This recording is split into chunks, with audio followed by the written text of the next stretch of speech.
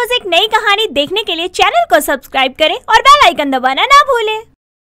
सुमन जिसके भी सर में जुएं देख लिया करती, वो उसके साथ उठना बैठना छोड़ दिया करती थी। ऐसे ही एक दिन सुमन को देखने उसके घर एक लड़का और उसकी माँ कसक आते हैं, जिनके लिए सुमन अपने हाथों से चाय नाश्ता बनाकर लेकर आती है। और सुमन की माँ विनीता कसक से बोलती है, अरे मेरी बेटी बस रंग रूप की नहीं, गुणों की भी भरी भली है। आप एक बार कुछ पूछ के तो देखो। अरे ऐसा कोई काम नहीं है जो मेरी बेटी ना कर सके।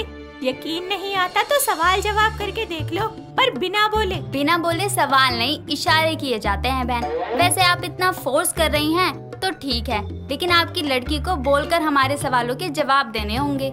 इतना बोलकर कसक अपने सर में खुजली करने लगती है और ये सब देखकर सुमन कसक से बोलती है, आंटी आप यहाँ जब से आई हैं मैं देख रही हूँ कि आप अपने सर में खुजली किए जा रही हैं। आपके सर में जुएं हैं क्या? अरे नहीं बिटिया, सर में जू नहीं डैंड्रफ हो गया है। अच्छा कोई बात नहीं, ये लीजिए आप मेरे हाथों से पकोड़े खाइए।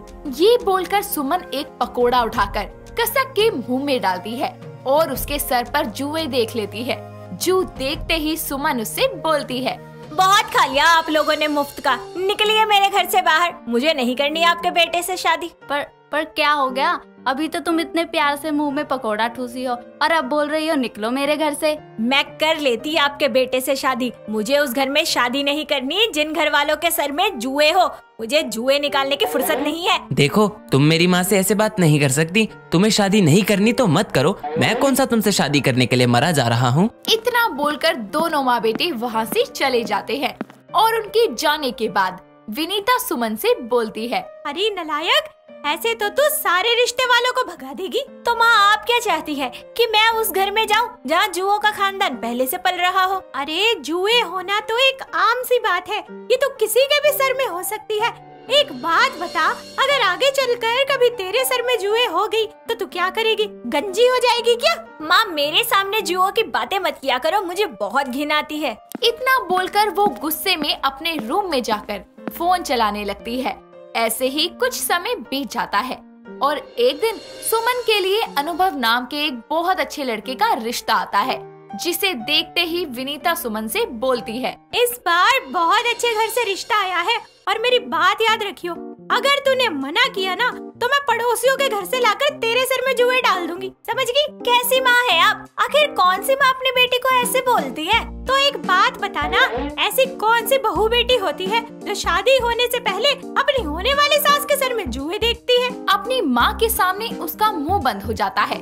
अगले दिन अनुभव अपनी माँ सुनैना के साथ आता है। सुमन हर बार की तरह बड़े ही चालाकी से सुनैना के सर में जुए देखने की कोशिश करती है, पर उसको सुनैना के सर में जुए तो क्या लिखे भी नहीं दिखती। और कुछ ही देर में सुनैना रिश्ता पक्का करके वहाँ से चली जाती है, जिसके कुछ ही दिन बाद दोनों की शादी हो जाती है।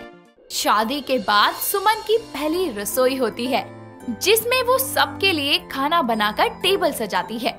सब जैसे ही खाना खाना शुरू करते हैं, वैसे ही उसकी ननद नित्या अपने सर पर खुजली करने लगती है और उसका सर पर ऐसे खुजाना देखकर सुमन उससे बोलती है, तुम्हारे सर में जुए है क्या जो इतना सर खुजा रही हो? नहीं भाभी, पर पता नहीं आज क्या हो गया है, सर में बहुत खुजली हो रही है। रुको मैं देखती हूँ। अरे कोई बात नहीं, पहले खाना खा लो फिर देखते रहना एक दूसरे का सर। इतना बोलकर सब खाना खाते हैं। खाना खाने के बाद नित्या अपनी माँ से बोलती है, माँ कल तो मैं हॉस्टल चली जाऊंगी, इसलिए आज मुझे अपने पास सोने दो ना। मैंने अपनी प्यारी बेटी को कब अपने पास सोने से मना किया? थैंक यू माँ। भाभी आप कल भी मेरे लिए अपने हाथों से ऐसी ही कचौरियाँ बनाओगी ना भाभी? हाँ हाँ क्यों नहीं, मैं बना दूंगी। जाओ तुम आराम कर लो, सुबह जल्दी उठ के जाना भी है ना। इतना बोलकर नित्या अपनी माँ के साथ उसके कमरे में जाकर सो जाती है। अगले दिन सुमन नित्या के लिए कुछ कचौड़ियाँ बनाकर लाती है, जिन्हें खाकर नित्या अपने हॉस्टल के लिए निकल जाती है। उसके जाने के बाद सुमन भी अपने कामों में लग जाती है। वहीं सुनैना टीवी देखते हुए अपने सर पर खुजली करने लगती है। ऐसे ही 2 दिन निकल जाते हैं। अब सुनैना के सर पर इतनी ज्यादा खुजली शुरू हो जाती है कि वो उठते बैठते अपने सर पर ही खुजाया करती। ऐसे ही एक दिन सुमन अपनी सास के सर में तेल लगा रही होती है और वो अपनी सास के सर में जूं देख लेती है। तभी वो अपनी सास से बोलती है, छी माँ जी, आपके सर में कितनी सारी जूं हैं। प्लीज आप मुझसे दूर रहना। मेरे सर में जूं? तभी मैं बोलूं मेरे सर में इतने दिनों से खुजली क्यों हो रही है? प्लीज माँ जी, ज्यादा भोले बनने की जरूरत नहीं है। नित्या के नहीं बल्कि आपके सर में जुए हैं। आप ही फैला रही हैं सबको जुओं का रायता। मुझे नफरत है जुओं वाले लोगों से। तुझे जू से और जू वालों से नफरत है और मुझे तो प्यार है उनसे। क्यों बहू, हमारे घर में जब से तू आई है ना, तभी से सबके सरों में जू है। तू ही इस घर में जू लेकर आई है। आप अपनी जुओं का बिल मेरे और नित्या के नाम पे मत फाड़िए। अरे मैं ऐसे इंसान से दूर रहती हूँ जिनके सरों में जुए हो। यकीन नहीं होता ना तो मेरा एक एक बाल चेक कर लीजिए। अरे जुए तो क्या, उनके बच्चे भी नहीं मिलेंगे। ठीक है। इतना बोलकर सुनैना सुमन के सर में जू देखने लगती है, पर उसको उसके सर में एक भी जू नहीं मिलती और वो झूठ बोलते हुए अपनी बहू से बोलती है, पता था मुझे कि मेरे सर में तेरे सर से ही जू आई है। मतलब क्या है आपका? मतलब ये है कि तेरा पूरा सर जू से भरा पड़ा है, इसलिए अब नाटक करने की कोई जरूरत नहीं है। नहीं बाजी, ऐसा नहीं हो सकता। मेरे सर में जू है। नहीं नहीं नहीं, मैं इन जुओं को खत्म करके रहूंगी। देख बहू, जू हम दोनों के सर में है, इसलिए अब एक दूसरे से भागने से अच्छा होगा कि एक दूसरे के सर से जू साफ करें। पर माँ जी, मुझे जुए निकालना बिल्कुल पसंद नहीं है। मुझे मिची मिची होती है उन्हें देख के। तो अब इन जुओं से कैसे छुटकारा पाएं? एक मिनट माँ जी, मैं अभी फोन चलाकर YouTube पे जुए खत्म करने के नुस्खे देखती हूँ। ये बोलकर दोनों फोन में जू खत्म करने के नुस्खे देखने लगते हैं, जिसके बाद दोनों सास बहू एक छोटे से बाउल में कुछ कपूर और कोकोनट ऑयल लेकर सर पर लगाते हैं। ऐसे ही कुछ दिन ये नुस्खा लगाने के बाद सुनैना के सर से जू खत्म हो जाती है और ऐसे ही कुछ महीने बीत जाते हैं और नित्या अपने घर वापस आती है और इस बार अपनी भाभी के साथ सोती है, जिससे सुमन के सर में जू हो जाती है। और नित्या के जाने के बाद सुमन अपना सर खुजाते हुए सुनैना के पास जाती है और उससे बोलती है, देखिए ना माँ जी, जब मेरे सर में जुए थी तब तो जरा भी खुजली नहीं होती थी, और अब जब जुए नहीं है तो खुजली इतनी हो रही है कि बंद होने का नाम ही नहीं लेती। वो इसलिए बहू क्योंकि पहले तेरे सर में जू नहीं थी, लेकिन अब तेरे सर में जू हो गई है। क्या? सुमन बेचारी जो जू और जू वालों से दूर रहती थी, आज खुद जू का शिकार बन गई। और इस बात से अनजान दोनों सास बहू ये सोच सोच कर परेशान थी कि आखिर उनके सर में ये जू आ कहां से रही हैं, जबकि उनको बार बार जू कोई नहीं बल्कि नित्या ही देती थी। साथ निभाना साथिया सीजन 2 में गोपी नाम की एक लड़की होती है। वो बहुत ही समझदार, घरेलू और गुणवान होती है। उसे अहम नाम के लड़के से प्यार हो जाता है और कुछ ही दिनों में उसकी शादी हो जाती है। गोपी के पापा की आर्थिक स्थिति ठीक न होने के कारण वो उसे दहेज नहीं दे पाते। गोपी की सास दहेज की लोभी होती है। वो अपनी बहू के साथ बुरा व्यवहार करती है और उसे अक्सर ताने मारती ही रहती है, साथ ही साथ उस पे हाथ भी उठाती है। ऐसे ही एक दिन, बहू, अरे कहाँ मर गई? कब से बोला है चाय और पकोड़े ले आ। लाई माँ जी, पता नहीं आज मेरी तबीयत है ना कुछ ठीक सी नहीं लग रही। हे भगवान। अरे जल्दी कर। बस आ गई माँ जी। कुछ ही समय में गोपी वहाँ चाय और पकोड़े लेकर आती है, जिसे खाकर उसकी सास कोकिला बुरा सा मुंह बना लेती है। हाय, पकोड़े में तो निरा नमक है और ये चाय एकदम ठंडी। लगता है मुझे जीते जी मारना चाहती है। नहीं माँ जी, मैं बस अभी दूसरा कप बना के लाती हूँ चाय का। गोपी अपनी सास कोकिला के हाथ से जैसे ही कप लेती है, उसके हाथ से कप गिर जाता है और गोपी की सास कोकिला अपनी बहू का हाथ मरोड़कर उसे जलील करती है। तभी उसकी बेटी किंजल वहाँ आ जाती है और अपनी भाभी से अकड़कर बोलती है, इतना महंगा टी सेट तोड़ दिया, इसके पैसे कौन भरेगा? तेरा बाप भरेगा क्या? अरे लाडो, क्या बोल दिया तूने कंगलों की लड़की से? एक फूटी कौड़ी तो दी नहीं गई इसके बाप से। माफ कर दीजिए माँ जी, वो जरा तबीयत ठीक नहीं थी, इसलिए मेरे हाथ से कप फिसल गया। सासू माँ, प्लीज प्लीज मेरा हाथ छोड़ दीजिए, मुझे बहुत दर्द हो रहा है। प्लीज सासू माँ, मैंने जानबूझकर कुछ नहीं किया, वो सच में मेरे हाथ से कब फिसल गया था। मुझे बस चक्कर आ गया था। ओहो, तो चक्कर आ गया था। महारानी की तबीयत ठीक नहीं है, पैर दबा दूं तेरे, डॉक्टर के पास ले चलूं? हाँ माँ जी प्लीज, मेरा सर भी बहुत दुख रहा है। अच्छा, सर भी दुख रहा है। डॉक्टर की फीस तेरा बाप भरेगा। दहेज में तो कुछ लाई नहीं, हाँ, पर खर्चे पूरे हैं महारानी के। आई बड़ी डॉक्टर के पास जाने।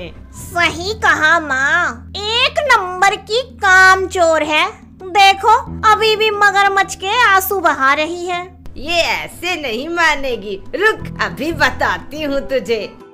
उसकी सास कोकिला उसे खींचकर एक तमाचा जड़ देती है और दुखी हताश गोपी अपनी नंद किंजल और कोकिला के ऐसे व्यवहार से रोने लगती है और फिर अपने काम में व्यस्त हो जाती है। कुछ दिनों बाद गोपी की सास कोकिला का छोटा बेटा जिगर विदेश से घर वापस लौटता है और कोकिला अपने बेटे जिगर की शादी राशि नाम की लड़की से करवा देती है। राशि के घर वाले अमीर होते हैं और उसे ढेर सारा दहेज उपहार के रूप में देते हैं। घर में छोटी बहू राशि की खूब चलती है और बड़ी बहू गोपी की हालत नौकरों से भी बदतर हो जाती है। एक दिन गोपी के पिता दीनदयाल अपनी बेटी से मिलने उसके ससुराल आते हैं। नमस्ते समधन जी, कैसी हैं आप? हम तो बढ़िया हैं। वैसे शादी में तो कुछ खास दिया नहीं, पर ये थैले में क्या लाए हैं? जी, बड़े स्वादिष्ट आम है आप सबके लिए। इससे ज्यादा आपसे उम्मीद भी क्या की जा सकती है। कंगले और लाएंगे भी क्या? अरे किंजल बिटिया, कैसी हो? सब ठीक तो है ना? आपकी बेटी के होते हुए सब बढ़िया कैसे हो सकता है? लो आ गई। अपनी बेटी गोपी को देख दीनदयाल बहुत इमोशनल हो जाता है। तभी उसकी नजर अपनी बेटी के चेहरे पर पड़ती है। अरे बेटी, तेरे चेहरे पे ये निशान कैसे? वो पिताजी कुछ भी तो नहीं, वो तो मैं बस काम करते हुए गिर गई थी तो चोट लग गई थोड़ी सी। बेटा सब ठीक तो है ना? तू मुझसे कुछ छिपा तो नहीं रही ना? पिता के ऐसा कहते ही गोपी की आंखों से आंसू बहने लगते हैं, जिसे देखकर उसे अपनी बेटी के दुख का एहसास होता है और उसको बड़ा धक्का लगता है। तभी अचानक गोपी के पिता को खड़े खड़े ही हार्ट अटैक आ जाता है। मेरे दिल में दर्द हो रहा है। गोपी बेटा। और इस तरह गोपी के पिता की वही मौत हो जाती है। सारे घर में मातम का माहौल छा जाता है। गोपी अपने पिता की मौत से टूट जाती है, पर कोकिला और किंजल के अत्याचार अभी भी कम नहीं होते, जिसके कारण गोपी कुछ दिनों के लिए अपने मायके चली जाती है। ये सब देख जिगर को अपनी भाभी गोपी के लिए बहुत बुरा लगता है और वो सब कुछ ठीक करने के लिए एक प्लान बनाता है। वहीं दूसरी ओर घर की सारी जिम्मेदारी छोटी बहू राशि पे आ जाती है और फिर एक दिन राशि, अरे बहू जरा नाश्ता लगा दे। अरे कुछ मीठा भी बना दियो, बड़ा मन कर रहा है। ओह प्लीज सासू माँ, मुझसे तो उम्मीद मत करना। अपने साथ इतना सारा दहेज ऐਵੇਂ ही नहीं लाई थी मैं। ओहो, तो ये घर का काम कौन करेगा? कौन क्या करेगा? अरे आप और मेरी प्यारी ननद किंजल करेंगे। हे भगवान, ये कैसी बहू है? आप जैसी सास की मोस्ट वांटेड बहू। क्या? दहेज वाली बहू। तो अब लग जाओ काम पे सासू माँ। खिड़की दरवाजे सब चांद तारे की तरह चमकते हुए नजर आने चाहिए। ये कैसे बातें हो रही हैं भाभी? ओहो, तो मेरी प्यारी ननद को बुरा लगा? चुपचाप से किचन में जाकर बर्तन धो और उसके बाद मेरे लिए एक कप कॉफी भी बना के लाइयो। इस तरह राशि अपनी सास कोकिला और नंद किंजल से जमकर घर का काम करवाती है। दोनों का हाल बेहाल हो जाता है और उनकी अकल ठिकाने आ जाती है। राशि की सास कोकिला और नंद किंजल को घर की बड़ी बहू गोपी की इम्पोर्टेंस समझ आने लगती है। वो बीते दिनों के बारे में सोचने लगती है। अरे गोपी, मेरे पैर दबा दे और फिर हाथ भी। जी माँ जी, आप कहे तो आपका सिर भी दबा दूं। भाभी मेरे कपड़े धोकर प्रेस कर दिए। बस किंजल, हो गया, अभी आती हूँ। तभी किंजल और उसकी माँ कोकिला एक दूसरे के पास आती हैं और गोपी को याद कर उसके बारे में बात करने लगती हैं। माँ, गोपी भाभी ने तो आज तक हमसे ऐसे बात नहीं की। सही कह रही है लाडो, इस दहेज वाली बहू ने तो नाको चने चबवा दिए। इससे लाख गुना अच्छी मेरी गोपी बहू थी। चल किंजल, गोपी बहू को उसके घर से वापस लेने चलते हैं। मुझे बड़ा बुरा लग रहा है। अरे मैंने कैसा बर्ताव किया था उसके साथ। मुझे अपने किए पर बहुत पछतावा है। मुझे भाभी से माफी मांगनी है। पास ही खड़ा जिगर अपनी माँ कोकिला और बहन किंजल की सारी बात सुन लेता है और उन्हें बता देता है कि राशि का ऐसा व्यवहार और भाभी गोपी का मायके जाना, ये सारा प्लान उसका है। ये सब उसने सिर्फ और सिर्फ उन्हें उनकी गलती का एहसास दिलाने के लिए किया है। तभी जिगर बोलता है, राशि तुम बड़े भैया और भाभी को यहाँ ले आओ। क्या अहम गोपी सब यहाँ है? हाँ माँ, हम सभी यहाँ हैं। ओहो, मुझे तो लगा था कि सिर्फ मैं और माँ ही कलाकारी दिखाते हैं, पर जिगर भाई आप तो हम लोगों से भी आगे निकले। तो कैसी लगी दहेज वाली बहू? आ गई है कल ठिकाने। वैसे दहेज लेना और देना दोनों ही क्राइम है। इस तरह गोपी की सास कोकिला और नंद किंजल को समझ आ जाता है कि एक लड़की खुद ही एक अनमोल दहेज होती है और दहेज के लिए किसी को सताना अच्छी बात नहीं होती। दोस्तों, अगर आपको ये कहानी पसंद आई तो इसे लाइक करें, शेयर करें और कमेंट करके बताएं कि कहानी में आपको सबसे अच्छा क्या लगा।